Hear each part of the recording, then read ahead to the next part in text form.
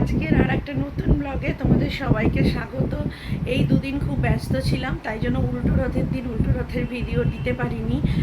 একটু দেরি হয়ে গেল, লেট আপলোড করতে হলো।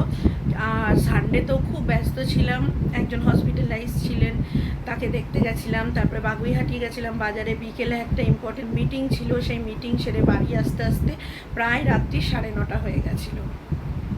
তো সেই জন্য আজকের ব্লগগুলো পরপর দিন দিতে পারিনি, তাও চেষ্টা করব ওই দিনের ব্লগগুলো দেওয়ার।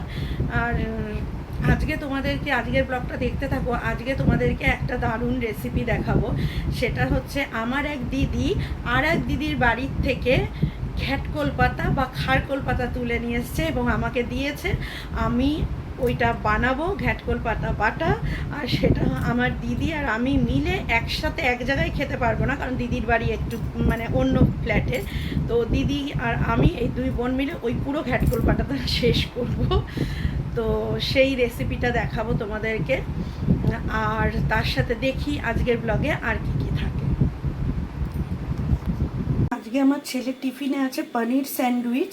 এর জন্য প্রথমে একটা গার্লিক ব্রেড, তারপরে কিছুটা পেঁয়াজ হালকা ফ্রাই করা, তারপরে পনির ফ্রাই করা, তারপরে চিজ স্লাইস, তারপরে মেয়োনিজ, চাট মশলা আর বিট নুন, এইটা দিয়ে এবার আর একটা গার্লিক ব্রেড দিয়ে এটাকে চাপা দিয়ে দেব, দিয়ে জাস্ট 1 মিনিট গ্রিল করে নেব। স্ন্যাক্স টিফিনে যেটা স্ন্যাক্স ব্রেক আছে তাতে আমি দিয়েছি আজকে ডিমের অমলেট, আর লাঞ্চে দিয়েছি পনির স্যান্ডউইচ। ছেলের লাঞ্চ টিফিন বক্সে আছে হচ্ছে একটা পনির স্যান্ডউইচ, একটা মাইসোর পাক, এখানে আছে রেড গ্রেপস, আর এখানে আছে মুসাম্বি। আর জুস ব্রেকের জন্য আছে রিয়েলের 2টো মিক্স ফ্রুট জুস। এইটা আজকে ছেলের স্কুল টিফিন। এই দেখো, আজকেও গাছ থেকে একটা 5টা এই উচ্ছে পারলাম। আর এই গাছটাকে দেখো কি সুন্দর ফুল হয়েছে আজকে, একেবারে ফুলে ফুলে আলো করে আছে গাছটা, কি সুন্দর ফুল হয়েছে।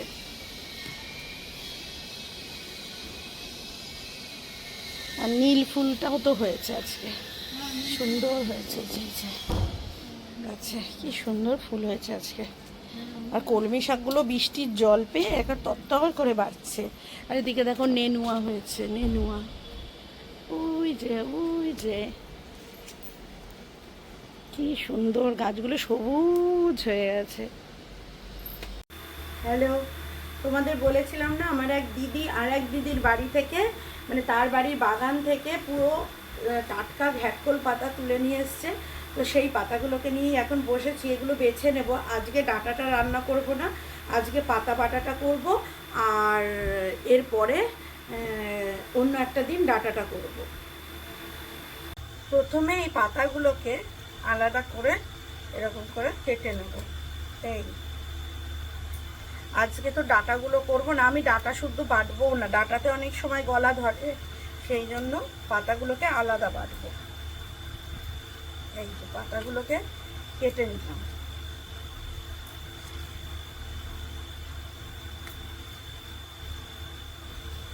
একদম টাটকা তো, তাই কাটতেও সুবিধা হয়। এরকম করে পাতাগুলোকে সব কেটে নিচ্ছি। কড়াইতে প্রথমে সর্ষের তেল দেব, অল্প সর্ষের তেল দেব।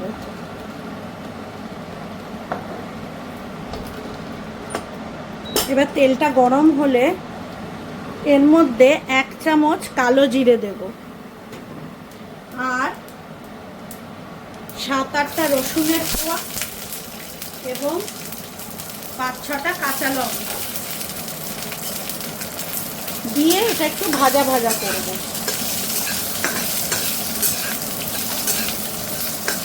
ঘ্যাটকোল পাতাগুলোকে একটু কুচো করে ধুয়ে রেখে দিয়েছি। এটা ভালো করে ভাজা হয়ে গেছে। এবার ধুয়ে বেছে কেটে রাখা এই ঘ্যাটকোলগুলো এর মধ্যে দিয়ে দেব।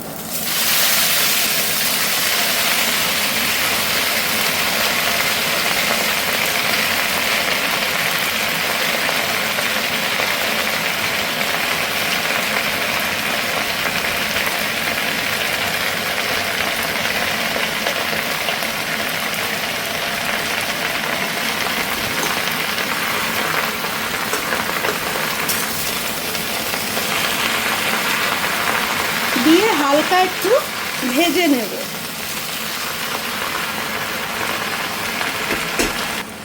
ঘ্যাটকোলটার জলটা একটু শুকনো হয়ে গেলে তখন আমরা তুলে নেব। এই সময় কিন্তু বেশি তেল লাগবে না। পাতাগুলো হালকা ভাজা হয়ে গেছে, এবার তুলে নেব।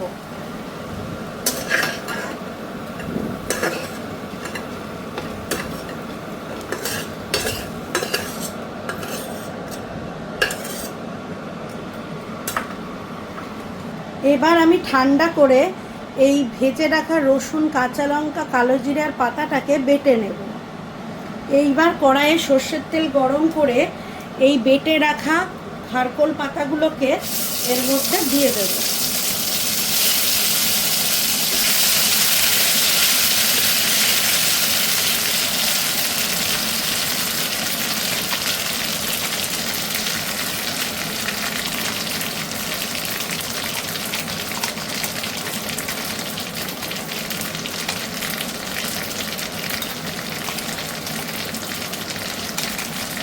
এবার এটাকে শুকনো করে মিডিয়াম আঁচে কড়াই ছেড়ে আসা অবধি, মানে এই কড়াইয়ের গা ছাড়া করা অবধি ভাজা করব।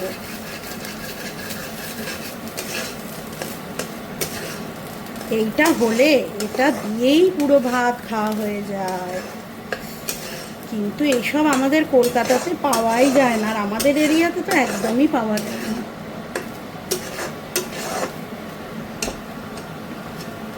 অর্ধেক লোক জানেই না এইসব এখানে খাওয়া দাওয়া।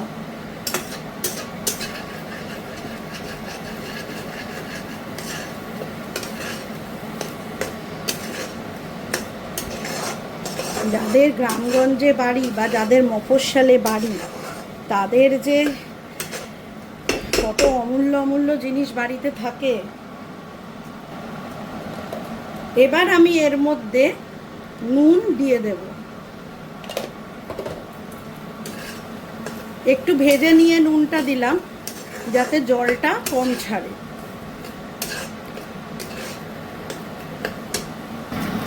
এইবার হয়ে গেছে ভাজাটা। দেখো অতখানি ঘ্যাটকোল পাতা শুকিয়ে কতটুকুনি হয়ে গেল।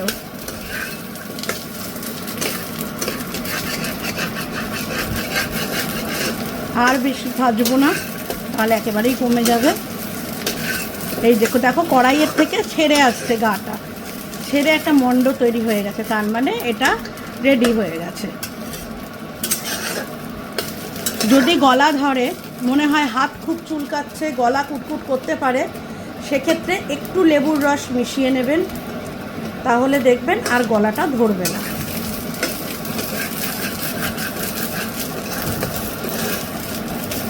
মানে এই নামানোর আগে একটু লেবুর রস দিয়ে দিতে হবে। এবার আমি নামিয়ে নেব।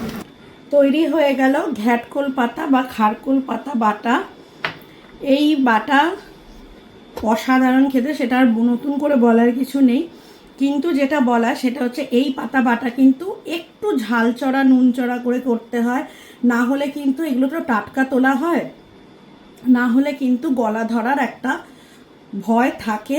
আর তা সত্ত্বেও অনেক পাতাতেই গলা ধরে, সেক্ষেত্রে বিশেষ করে এই বর্ষার জল পড়ে যাওয়ার পরে, বিশেষ করে সেক্ষেত্রে রান্না নামানোর আগে লেবুর রস বা তেঁতুল গোলা জল দিতে হবে।